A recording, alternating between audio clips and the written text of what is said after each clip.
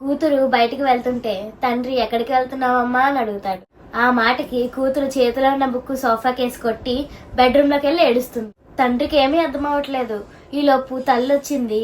ఏమైంది అని అడిగితే ఏమీ లేదు, ఎక్కడికి వెళ్తున్నావు అని అడిగాను. ఆ మాటకి అన్ని అనుమానాలే, అన్ని అపార్థాలే, అంత అనుమానం ఉన్నప్పుడు నన్ను ఎందుకు అన్నారు, ఏమేమో మాట్లాడుతుంది. తండ్రికి అసలు అర్థం కావట్లేదు.